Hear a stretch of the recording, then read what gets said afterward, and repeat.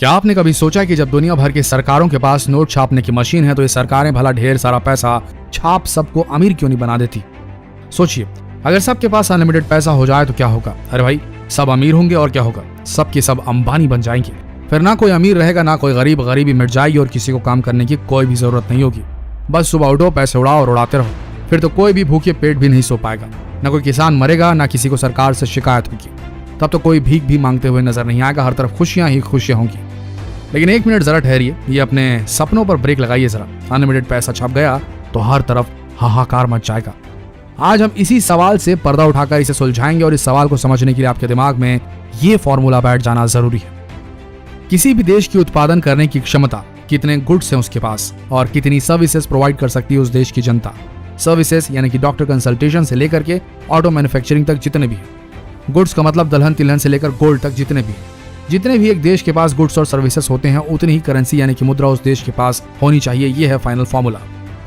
किसी देश में उत्पन्न होने वाली गुड्स एंड सर्विसेज की कीमत इक्वल टू देश की मौजूदा मुद्रा। इसे थोड़ा सिंप्लीफाई करके देखें तो ये मान के चलिए कि देश अगर एक बड़ा बाजार है और वहाँ एक सीमित अमाउंट में गुड्स हैं यानी कि प्रोडक्ट्स हैं, तो ये मान कर चलिए उन प्रोडक्ट्स की खरीदी और बिक्री के लिए जिन टोकन्स का प्रयोग किया जाता है वो ही करेंसी है। अगर हम करेंसी की संख्या बढ़ा दें तो भी उस देश में प्रोडक्ट्स या गुड्स की संख्या में तो वृद्धि हो ही नहीं सकती। होगा ये कि पैसा ज्यादा होगा पर गुड्स नहीं। कंफ्यूजिंग लगा? चलिए आपको थोड़ा सा इजी करके समझाते हैं। अब हम इस बात को उदाहरण के जरिए समझते हैं। मान लो कि किसी देश में 5 लोग रहते हैं और सबके पास 100 रुपए हैं और उस देश में 50 किलो चावल पैदा होता है। तो उस 50 किलो चावल का टोटल कीमत कितनी होगी? 100 गुणित 5 इक्वल टू 500। अब मान लीजिए उस देश के पास नोट छापने की मशीन है और खूब सारे नोट उन्होंने छापे और बांट दिए सब में। तो अब सबके पास अगर हजार रुपए हैं तो अब उन 50 किलो चावल का टोटल मूल्य क्या हुआ? 1000 इंटू 5 इक्वल टू 5000। अब उन्हीं 50 किलो चावल की कीमत 500 से 5000 हो गई। ये आपने गौर किया?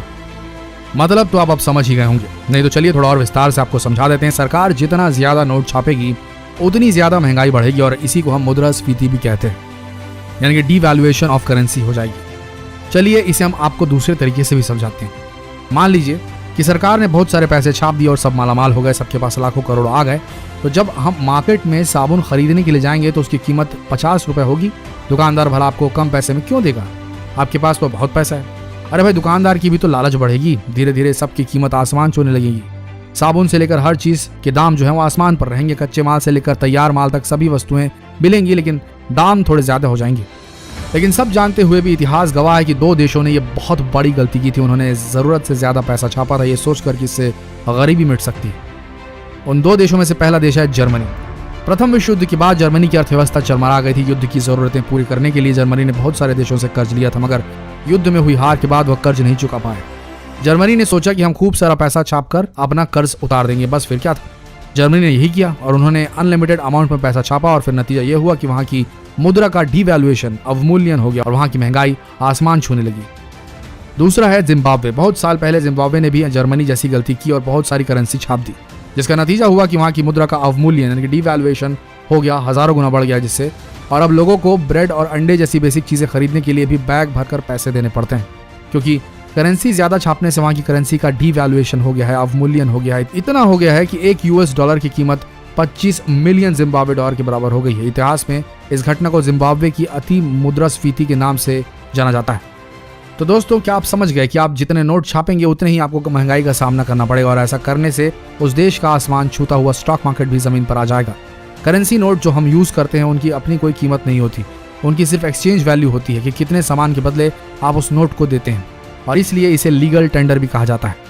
जैसा आप कानून द्वारा ऑथराइज्ड हैं कि आप किसी भी गुड्स या सर्विसेज के बदले उस नोट को एक्सचेंज कर सकते हैं। किसी भी देश में कितनी करेंसी प्रिंट करनी है ये तो खुद देश की सेंट्रल बैंक, उस देश की GDP, राजकोषीय घनत्व, विकास दर जैसे कई कारकों को ध्यान में रखकर तैयार किया जाता है। इस तरह से अनलिमिटेड पैसा नहीं छापा जा सकता। भारत में RBI तय करती है कि कब और कितनी करेंसी प्रिंट करनी है। चलिए अब जानते हैं कि पैसे छपते हैं कहाँ, इनका पेपर कहाँ से आता है, इनका क्या कैसे होता है। तो सबसे पहला है, पैसे का पेपर कहाँ तैयार होता है। भारतीय पैसों का पेपर ज्यादातर दुनिया के 4 देशों में होता है। इन देशों में पेपर बनाने की आधुनिक मशीनें, तो चलिए जानते हैं वो कौन से देश हैं। पहला अमेरिका का पोर्टल, दूसरा फ्रांस का अर्जो विगिस, तीसरा स्वीडन और चौथा लुसेंटल पेपर फैब्रिक। हमारे देश में पैसा छापने की मशीन कहाँ है? पैसा बनाने की मशीन MP के देवास, दूसरा मैसूर, तीसरा सालबोनी, चौथा नासिक में है। देवास में नोट की स्याही और 10, 50, 500 के नोट छापे जाते हैं। मैसूर में 2000 के नोट छपते हैं। आपको बता दें कि देवास में एक साल में 265 करोड़ रुपए के नोट छपते हैं। इसके अलावा हमारे देश में एक पेपर मिल, 4 बैंक नोट प्रेस और 4 टकसाल मिल है। टकसाल मिल देश के 4 शहरों में, जिनमें मुंबई, हैदराबाद, कोलकाता, नोएडा शामिल है, वहां पर है।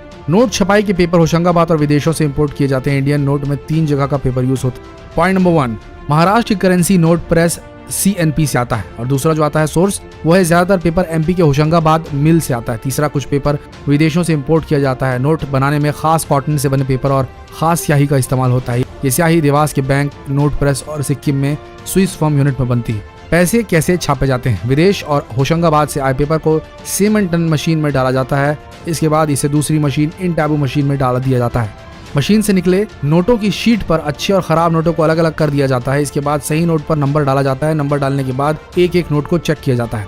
खराब नोटों का क्या करते हैं? जब नोट खराब हो जाते हैं तो उन्हें बैंक में जमा करवा दिया जाता है। बैंक उन नोटों को मुख्य कार्यालय में भेज देता है। वहाँ उनकी जांच होती है और उनकी जगह नए नोटों को छाप दिया जाता है। पैसे हम तक कैसे पहुँचते हैं? इंडियन रिजर्व बैंक के देश में 18 ऑफिसेस हैं। अहमदाबाद, बेंगलुरु, बेलापुर, चेन्नई, चंडीगढ़, भोपाल, जयपुर, हैदराबाद, गुवाहाटी, कोलकाता, कानपुर, जम्मू, मुंबई, नागपुर, पटना, तिरुवनंतपुरम, भुवनेश्वर, लखनऊ। सबसे पहले नोट इन ऑफिसेस में पहुंचते हैं। इसके बाद अलग अलग बैंकों में भेज दिए जाते हैं। तो आशा करते हैं आज आपको करेंसी से जुड़ी वो हर जानकारी मिल गई होगी जिसे आप अभी तक खोजा करते थे। आशा करते हैं वीडियो आप सबको पसंद आई होगी। इस वीडियो की जानकारी अपने तक सीमित न रखें। अपने फ्रेंड्स, फैमिली, रिलेटिव्स में इस वीडियो को शेयर करना बिल्कुल न भूलें। धन्यवाद।